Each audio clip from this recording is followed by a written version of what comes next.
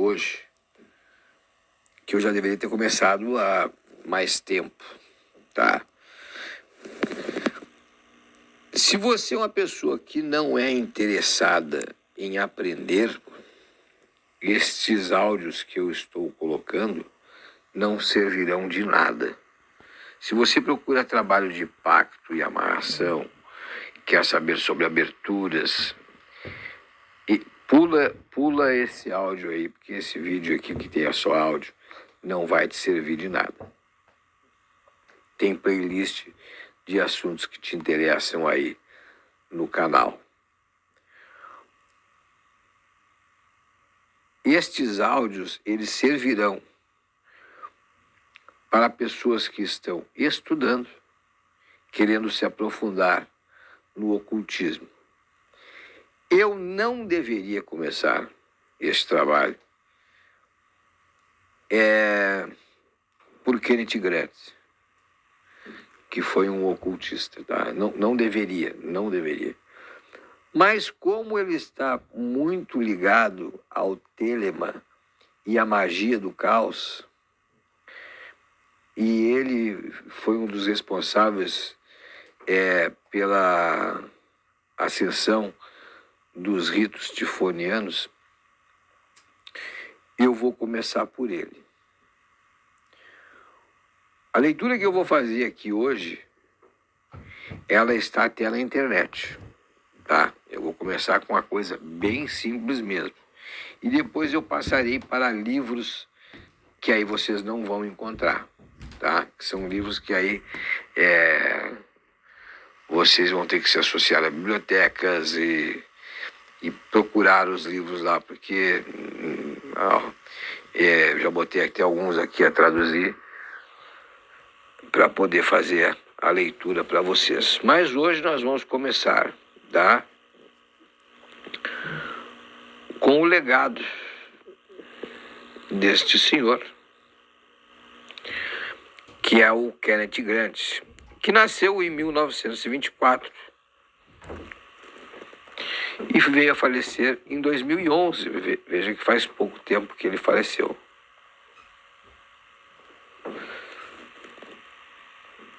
Onze anos após a morte do autor da obra ocultista e poeta britânico Kenneth Grant, estamos apenas agora começando a ver as primeiras tentativas de avaliar o impacto e o legado do homem que foi o último estudante e secretário do famoso Aleister Crowley, que muitos acreditam, inclusive, que o Kenneth Grant foi o seu sucessor natural. Não vou falar que tem um cara aí que diz que ele é a reencarnação do Aleister Crowley. Hoje eu não estou para isso. Grant também foi um amigo muito próximo do mago e artista Austin Osman Spare. Austin Osman Spare. Apoiando os seus últimos anos, teve-o como padrinho na Wicca. O padrinho dele foi Gerald Gardner, que também foi muito ligado a Crowley. Muitos disseram que eles eram colegas e às vezes rivais, que o Gerald Gardner era rival. Não se tem muita... Isso são opiniões, pelo menos até hoje não encontrei nada que mostrasse que eles eram rivais. Até porque eu sempre digo o seguinte: o cara ser rival não quer dizer que o cara seja amigo, tá? Rival é uma coisa diferente de ser inimigo.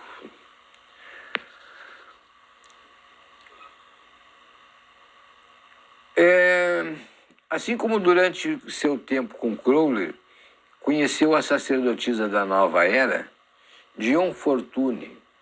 Como tal, Grant teve contato direto com 4 das figuras mais influentes do renascimento mágico e místico dos meados do século XX.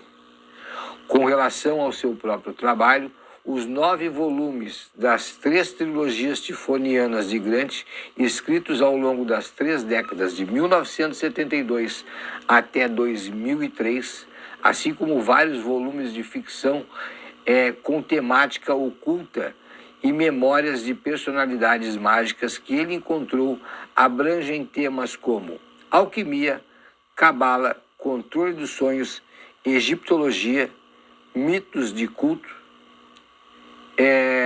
Lovecraft, caminho da mão esquerda, magia sexual, surrealismo, tantra, telema, budismo tibetano, ufologia, bruxaria e voodoo. Ele escreveu sobre todos estes assuntos que hoje formam o renascimento oculto moderno, como indiscutivelmente uma das correntes mais criativas. E isso que faz com que Kenneth Grant seja tão importante. Por ele ter desenvolvido trabalhos e estudado sobre todos estes temas, é que mais tarde vai surgir a famosa magia do caos.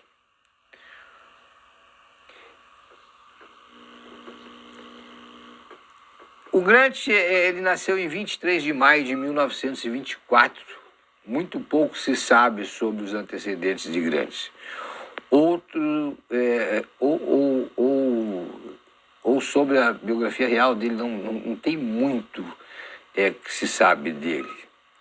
Ele era um homem intensamente reservado que apesar, ou talvez até mesmo por causa da natureza do seu trabalho e a notoriedade do seu mentor, que era o Aleister Crowley, seguia uma rígida política de não divulgação, semelhante ao apagamento da história pessoal defendida nos livros de Carlos Castanheda.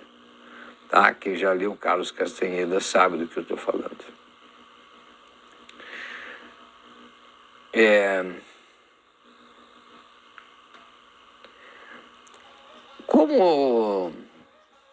Como era da natureza, algo como um jovem livreiro, sonhador, fascinado pela magia e pelo misticismo, o jovem Grant havia experimentado projeção astral, e aos 15 anos de idade que ele viviam eram contados espontâneas de um ser que se chamava Alzik ou Alsik. Esse era considerado para ele seu santo anjo de guarda. Grant tinha encontrado magia em teoria prática do mestre Therion, que é um pseudônimo do Aleister Crowley, tá? Então, quando vocês encontrarem livros com o nome Mestre Therion, saibam que foi escrito por Aleister Crowley. Ele trabalhava numa livraria e isso fez com que ele tivesse contato com muitos livros. Até que acontece que em dezembro de 1945, quando ele e Crowley se encontram, apertam as mãos pela primeira vez.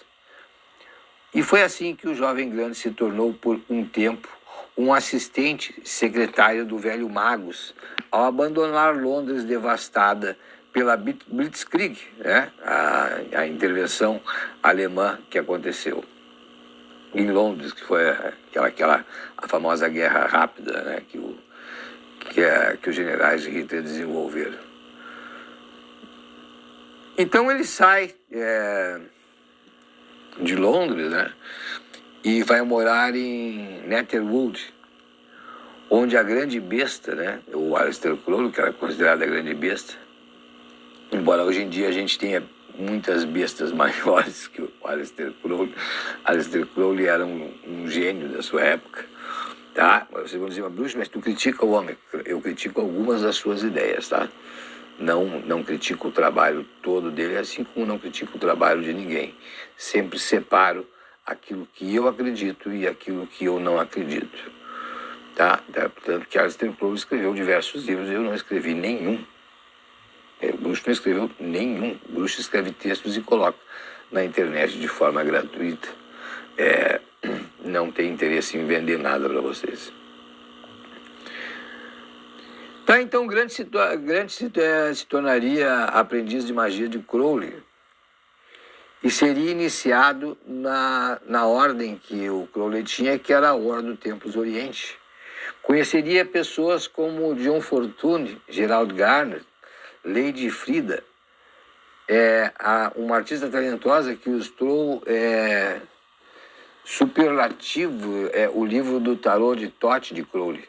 Ele também tomou conhecimento da ainda extensa rede de correspondência de Crowley com o ocultismo no exterior, tais como Karl Gardner, Eugen Gross, que era um alemão, Jane Wolfe, W.T. Smith, Jack Pearson, que era que morava na América. Por um tempo, parece até que a besta envelhecida estava preparando o jovem Grant para ser seu possível sucessor, referindo-se a ele como um presente dos deuses. Vejam a importância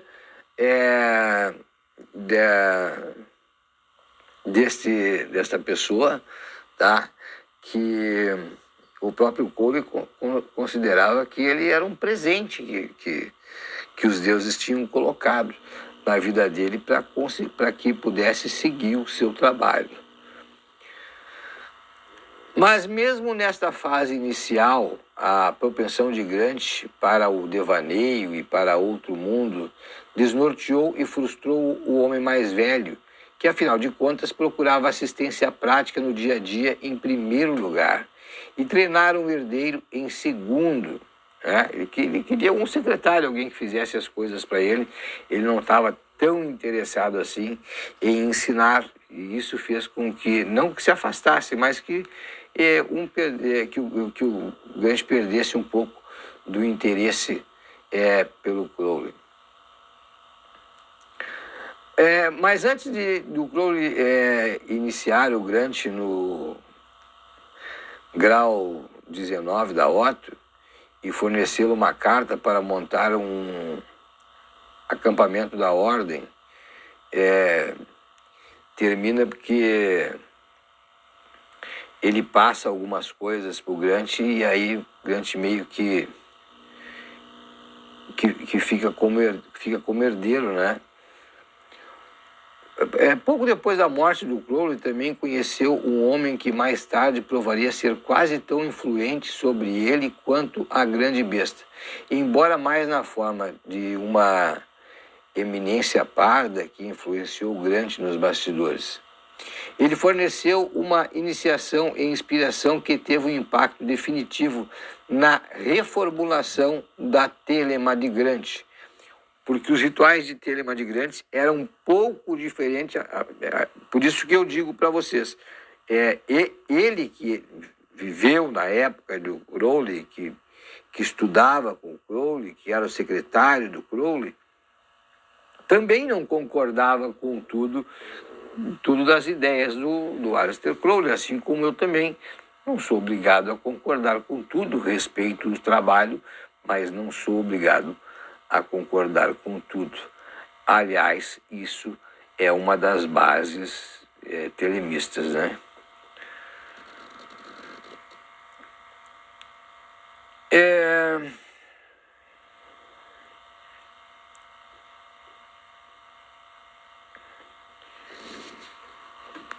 Deixa eu ver aqui o que eu posso ver para vocês aqui que seja interessante.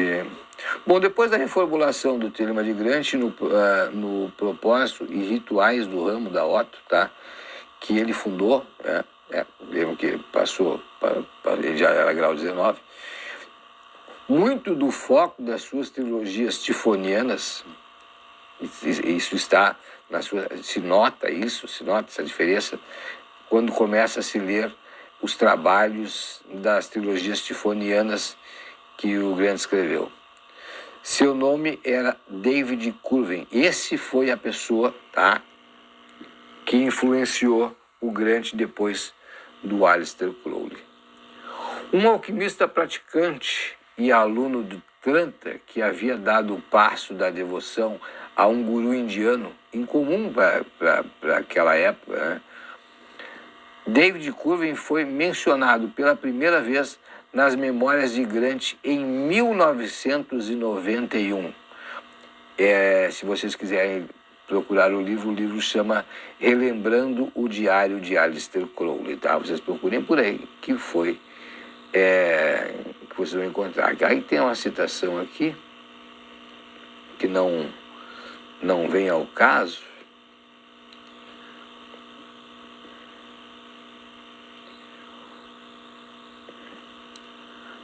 Nas instruções que acompanham os graus superiores da Otto, não há um relato abrangente do papel crítico dos kalas ou emanações psicossexuais da mulher escolhidas para os ritos mágicos.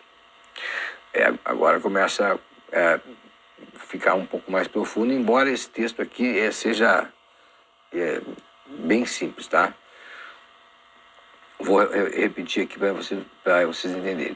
Nas instruções que acompanham os graus superiores da Otto, não há relato abrangente no papel crítico dos kalas ou emanações psicossexuais da mulher escolhida para o rito mágico, ou seja, não fala nada sobre quem deve ser escolhida ou quem não deve ser escolhida, quem deve ser aceita ou quem não deve ser aceita. Isso nessa época já não tinha mais importância. Talvez tivesse antes, nós vamos mais adiante, quando fizermos trabalhos a respeito de Crowley, nós vamos ver o que ele dizia a respeito disso, tá bom?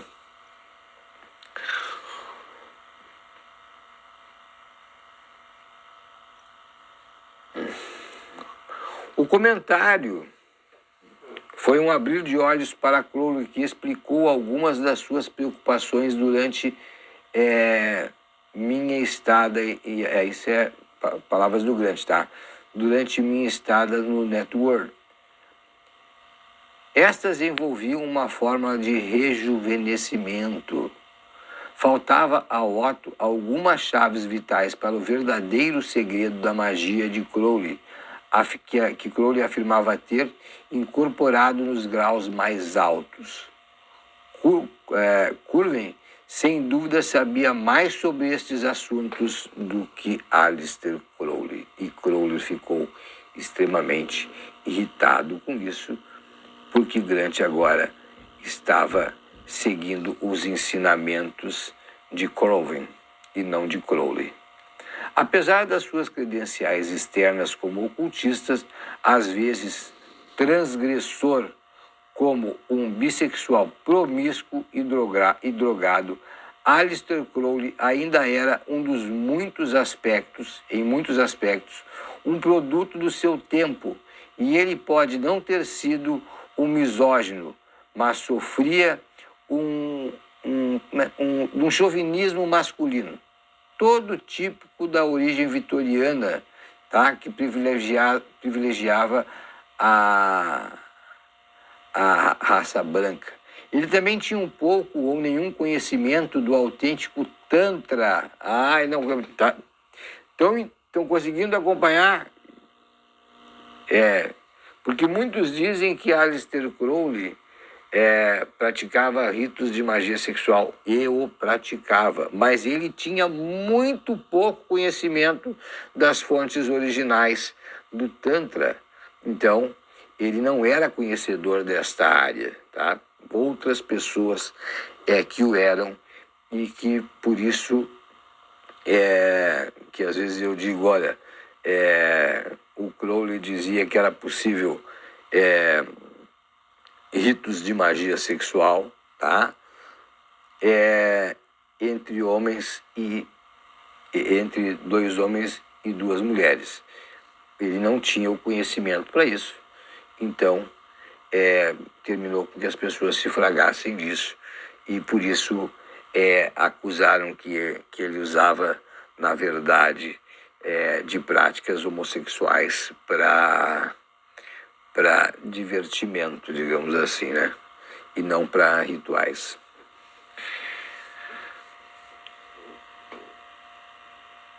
Enquanto quando eu troquei, as palavras do Grant, enquanto eu troquei cartas e me encontrei brevemente com Kenneth Grant, em 1981, ele deixou claro que, apesar de sua dedicação total, sua vida a Crowley, a lei de Telemann realmente foi seu primeiro amor. Espiritualmente falando, foi a Dvaita Vedanta. Tá? Essa antiga filosofia hindu não dualista afirma que Atman é o verdadeiro eu. Não é essencialmente diferente do princípio universal elevado por Brahma. Grant se tornaria por mais um tempo, nos anos 50, um seguidor do sábio de Arunachala. Tem um jeito com os nomes que também vou te contar. Tá? Nos anos 50 vai surgir a magia do caos. Tá? Está chegando na magia do caos aí, nessa época aí que está surgindo a magia do caos.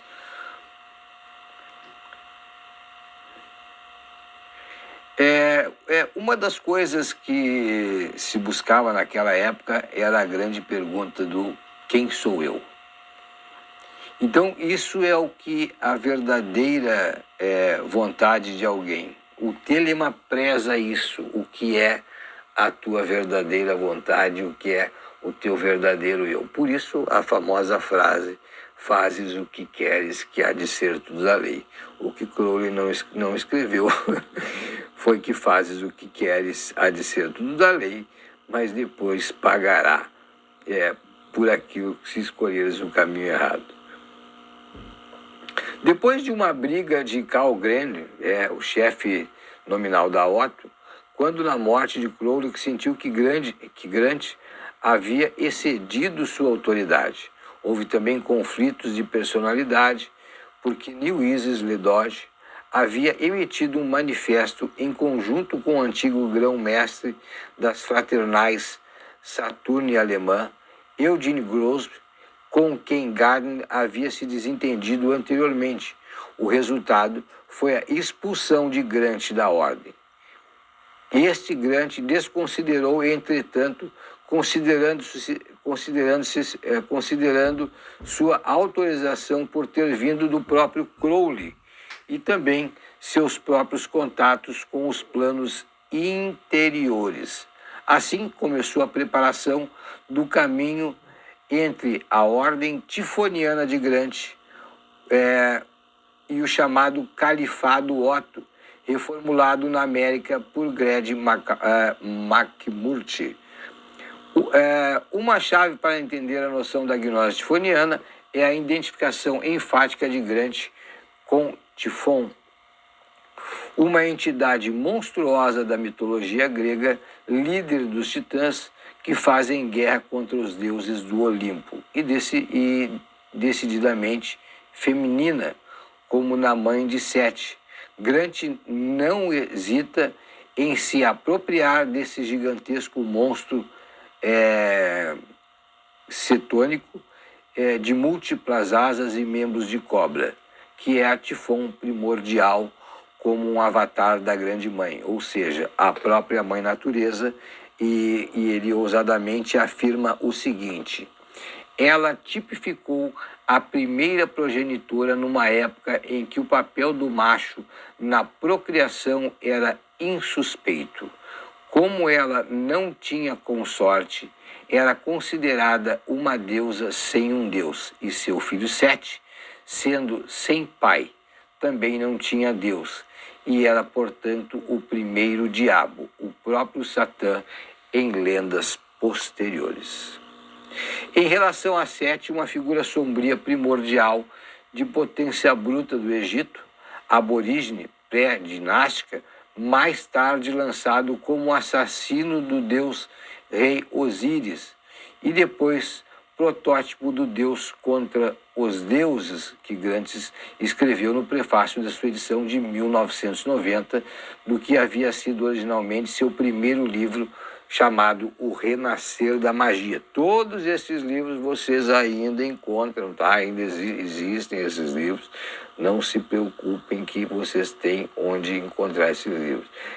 Nesse livro ele escreve o seguinte: para nós que temos o conhecimento interior, berbado ou vencido, resta restaurar os verdadeiros ritos de Ates, Adonis, Osíris, de Sete, Serafes, Mitra e Abel. Estas palavras de Aleister Crowley não me inspiravam quando jovem, e imaginando-me como um daqueles que eram dirigidas, logo descobri que por alguma razão não fui capaz de entender que era o Deus Sete que eu estava sendo chamado a honrar. Assim, tomei a mim a mesma tarefa de penetrar nos mistérios destes e mais antigos dos deuses e traçar a história dos seus ritos desde a antiguidade indefinida até os dias de hoje. Os mistérios dos egípcios formam, em grande parte, um núcleo da tradição da magia ocidental e foram certamente base para os mitos e rituais herméticos da Ordem da Golden Dawn, a Ordem Hermética da Aurora Dourada, onde Crowley tinha aprendido a maior parte do que precisava para o seu desenvolvimento posterior. O Antigo Egito, como fonte de poder sobrenatural, sancionou seu papel como profeta e construiu sobre o Aeon de Horus de Crowley e o Livro da Lei, tanto quanto Grant, cuja principal fonte para a sua gnose tifoniana foi o controverso trabalho do egiptólogo esotérico autodidata Gerard Massey. Em obras monumentais como Gênesis Natural e o Egito Antigo, a Luz do Mundo, Massey expôs um termo inequívoco, em que ele afirma ser a base afrocêntrica e filosófica da gnose. O mais antigo símbolo e religiões tem origem na África. Vou ler de novo. Em obras monumentais como Gênesis Natural e o Egito Antigo, a Luz do Mundo, Massey expôs um termo inequívoco que ele afirma ser a base afrocêntrica e filosófica da gnose. Ele diz o seguinte: os mais antigos símbolos e religiões têm origem na África. Aí tem um bruxo aí na internet que já falou sobre isso em diversos vídeos e foi até acusado de ser mentiroso. Não sou mentiroso, porque eu sou um estudioso. Tá? Ele concebeu a Tifon como equivalente a Tauret, o egípcio, ou Atá, ou Aurt, o hipopótamo, senhora da casa do nascimento. Ela era a deusa das 7 estrelas do norte, a constelação da Ursa Maior, e seu filho era a estrela da constelação do Cão Maior. Sotes, ou Sírius, igualmente era igualado a 7, cuja ascensão helical aparecia acima do horizonte pouco antes da inundação do Nilo. A palavra tifoniano se referia àqueles que adoravam esta deusa primordial e aos membros do seu culto estelar haviam fugido para o Oriente, levando sua sabedoria com eles, quando os adoradores do culto solar ganharam a ascendência. Em muitos aspectos, a maior inovação de Kenneth Grant foi ligar a tradição tifoniana ao ocultismo moderno. Por isso que eu comecei por ele, tá? Porque nós vamos falar mais adiante sobre o passado, mas nós estamos no presente e é sobre o presente que importa o que nós cultuamos hoje. Tá? Para você que não se interessa por esses assuntos, não busca conhecimento, busca trabalhos, existem playlists no canal, procurem aí, que vocês vão encontrar sobre trabalhos de amarração, pactos e outros assuntos que talvez possam te interessar. O áudio aqui é simplesmente para quem quer entrar no mundo ocultista com uma base mais sólida. Enquanto Grant se baseava extensivamente nas obras de outros ocultistas que o precedem, como Helena Blavatsky, Crowley, Fortuny, Groucho, Sperr, e citou acadêmicos estudiosos, sexólogos pioneiros como Havelock e Lewis, A egipciologista Gerald Marcey, ele também tinha o curioso hábito de referir-se a obras de ficção como uma aparente mesma seriedade. Assim, as discussões sobre sabedoria estelar e a sobrevivência do culto pré-dinástico do Primeiro Egito podem influenciar, assim como referências de fontes arqueólogas, também material especulativo extraído de registros os registros acássicos, tá? A comparação com as escritas sobre Tranta e Voodoo são todas misturadas com histórias de terror de Bram Stoker, né? Nos romances de Bram Stoker. Gente, por que é importante ler, tá? Tem muitos livros aí que vocês leem, tá? Até desenhos da Disney, existem informações ocultistas extremamente poderosas, tá? Que influenciaram muito, porque muitas dessas pessoas eram ocultistas e botavam símbolos ocultistas dentro desses desenhos, agora já que falei da Disney. Mas em muitos livros que contam histórias, diversas histórias de contos e romances, quando o escritor era ocultista, ele sempre colocava ali uma mística dentro daquele trabalho que talvez você não tenha notado, tá? Depois, outra hora, eu cito livros onde vocês vão encontrar isso. Vocês vão ter que ler o livro e vão ter que achar, porque se depois desse trabalho todo que eu fizer vocês não conseguirem entender, assistam, escutem os áudios de novo, que vai ficar mais fácil. Grant tinha uma afeição especial por Lovecraft, aparentemente acreditando que ele estava em alguma coisa que seu temido Grimório, o Necronomicon. De fato, existia no plano astral o que o HPL Lovecraft tinha aprendido isso através de seus sonhos, mas era incapaz de aceitar a verdade que ele tinha discernido, que ele era de fato um mago inconsciente, tá? O que é um mago inconsciente? Algumas pessoas nascem, são desconhecedoras de que tem dentro delas um mago e que aquilo está escondido lá dentro delas, e é necessário estudar para colocar isso para fora. Quando começam a estudar, começam a entender de forma tão simples, como alguém que nunca viu um baralho de cartas ciganas, tu entrega na mão dela e ela começa a jogar e consegue interpretar o baralho, e ela nunca estudou baralho, nunca foi de religião nem nada. Aquilo está dentro dela. Então,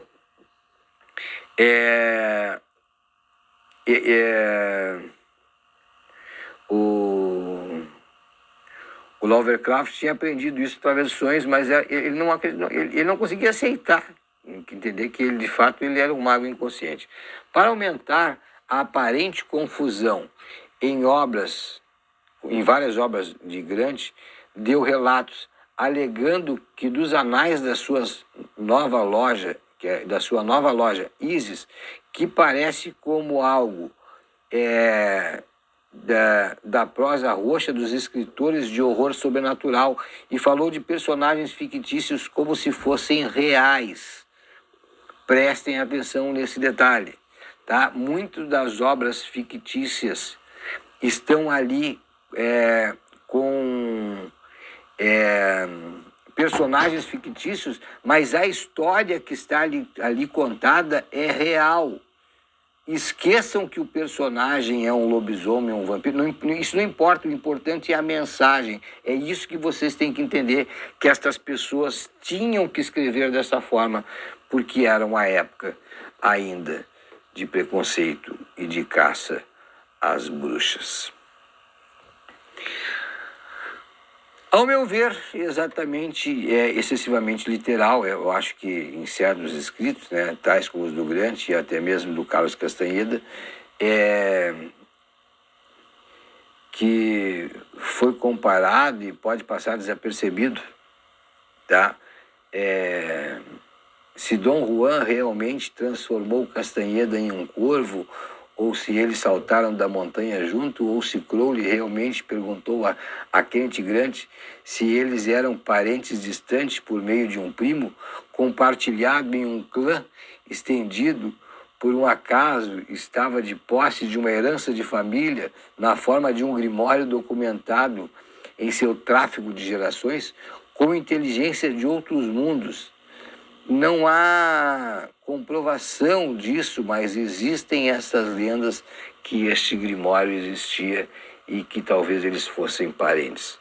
O que Grant está tentando enfatizar é que era indubitavelmente mestre, ou o uso da ficção ou literatura como forma de glamour mágico. Algumas pessoas escreveram coisas que não eram reais, aí a outra parte, coisas que não eram reais, porque vendia. Isso acontece até hoje. Isso acontece até hoje. As palavras podem tecer mundos, as palavras podem conjurar fantasmas, as palavras podem transformar, transportar, alterar consciência.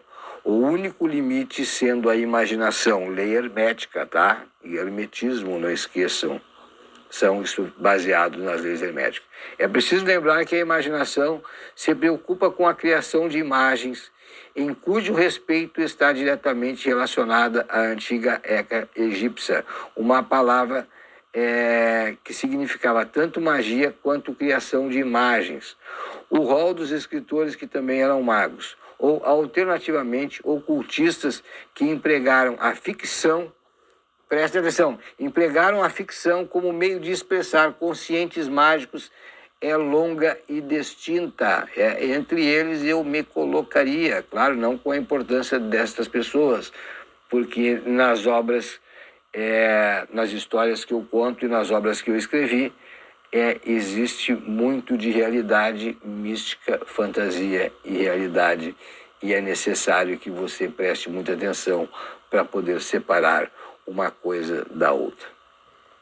O próprio Grant segue a pegada de Aleister Crowley e John Fortune, ambos com um passado na Golden Dawn e seus descendentes, assim como Algernon Blavatsky, J.W. Blame Innes, Arthur Ashe, Sax Holmes, Brian Stoker, Ian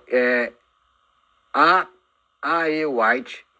Grant viu as implicações ocultas no trabalho de tais escritores como sendo tão diferente das suas, não sendo diferente das suas próprias, tá? Porque ele também usava esta forma de passar conhecimento. Assim como outros poetas e escritores decadentes e simbolistas, como... nossa, aqui tem uma lista enorme, eu não vou nem citar, mas um deles foi Salvador Dalí, tá? Que colocava... o Dalí chegou a ser elogiado como um dos maiores magos do nosso tempo. Porque ele passava para as telas a sua intenção magista, as suas crenças magistas. Tá bom? Talvez mais do que qualquer outro escritor ocultista moderno, Grant enfatizou a importância e o potencial e o poder de tal criatividade, escrevendo em Aleister Crowley, O Deus Oculto, a grande arte é sempre simples. O bruxo sempre fala isso. A verdadeira arte expressa é eternidade. Desde o início, a arte de Ashley Ousman e a esposa de Grant, Stephanie, é essencial para a função das trilogias tifonianas. O texto ilustra as figuras tanto quanto as figuras ilustram o texto. Tá? O que quer dizer com isso? Vamos botar um exemplo aqui bem simples. A cartas ciganas. Tem algumas cartas ciganas que mais modernas, que tem embaixo escrito alguma coisa, né? Escrito ali traição, olha. O que aquela carta está escrito nela, ou o que está escrito no livrinho, onde tu fez o estudo, não é só aquilo que é importante. As gravuras que estão ali naquele desenho também são importantes a sua interpretação. Então, por isso é necessário interpretar como um todo.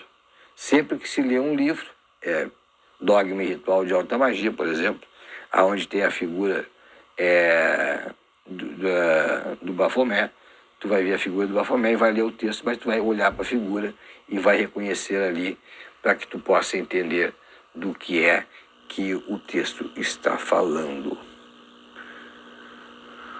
Por mais que as obras de Grant possam ser documentos inestimáveis da evolução do ocultismo contemporâneo, assim como registros de contribuição de muitas das figuras pioneiras com as quais ele teve contato pessoal, é de se esperar que a maior contribuição de seus livros seja como catalisadores mágicos para o leitor que está preparado para abordá-los sobre a mesma luz. Como escreveu na antiga e protegida Grant, sacerdotisa da magia, estes não são apenas livros sobre magia. Olha o que ele disse. Estes não são apenas livros sobre magia. São livros que são magia. Aquilo que o bruxo também fala. Aquilo que o bruxo também fala. Tá? Por que a importância de ler? Porque a simples palavra que está ali, a magia está ali, no passar aquele conhecimento.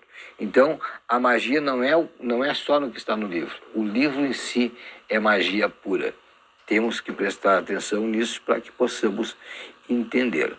Usando como portais para o lado noturno, os 9 volumes da trilogia tifoniana, assim como vários outros livros de Grant, podem finalmente servir como guia para aquele lugar de exploração e inspiração, além da distinção como fato e ficção, o que ele gostava de chamar de zona malva.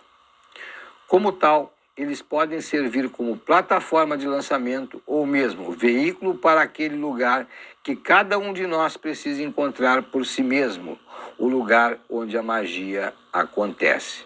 Finalmente, para concluir esse nosso trabalho, eu vou ver se eu deixo uma imagem de Grant que foi pintada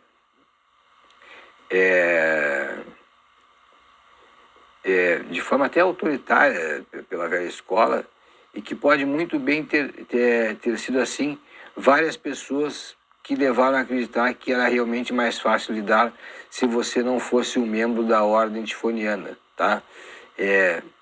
Não há dúvida da sua óbvia dedicação ao feminino demoníaco, tá? Só ler a Irmandade de Isis, que o Grant apoiou e afirmou que era totalmente a favor da deusa.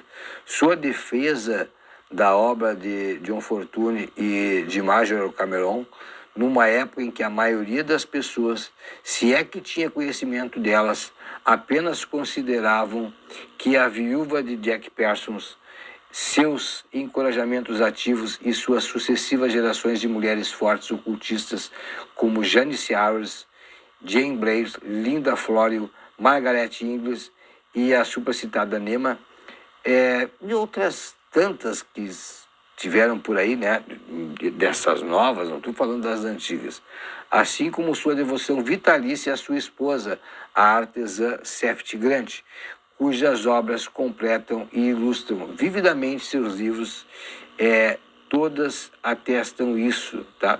Todas as obras que ele escreveu foi a esposa que fez as ilustrações. Isso mostra a importância que o Grant dava para o feminino. Sendo o último elo vivo com Aleister Crowley, Gerald Gardner, que senão vocês vão ver muito. Gerard Gardner, você não lê muito, tem muito livro dele rodando por aí, tá? Sobre o Wicca. Sobre o Wicca, tá? Mas ele foi o último elo entre o Aleister Crowley. Sendo o último elo vivo entre Aleister Crowley e Gerard Gardner, Eugene Gosch e Austin Osman, o legado de Kenneth Grant ainda está para ser totalmente avaliado e não voltaremos a ver algo semelhante a ele novamente. Kenneth Grant faleceu em janeiro de 2011, aos 86 anos.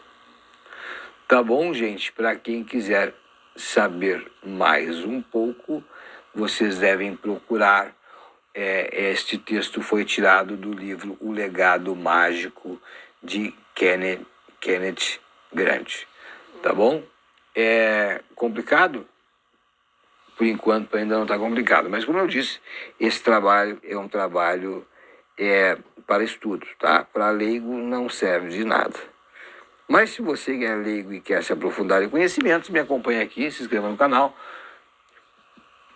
Eu não sei qual vai ser o próximo texto que eu vou fazer a leitura, mas provavelmente seja um que vai interessar vocês. Deixa eu ver aqui que já está separado, tá? Esse vocês não vão encontrar na internet. Eu passei um trabalhão para conseguir, que é o Culto à Besta, tá? Que é do Kenneth Grant, tá? Que é o Círculo Tifoniano, tá bom? Então, meu abraço a todos vocês. Fica aí este áudio. Não sei se esse áudio ficou longo, porque não sei nem que tamanho tem esse áudio. Pelo amor de Deus, dá um trabalho. O bruxo trabalha até de madrugada para produzir material para vocês. Espero que vocês possam usar na vida de vocês. Foram 46 minutos de áudio. Tá bom? Meu abraço a todos, até um próximo trabalho.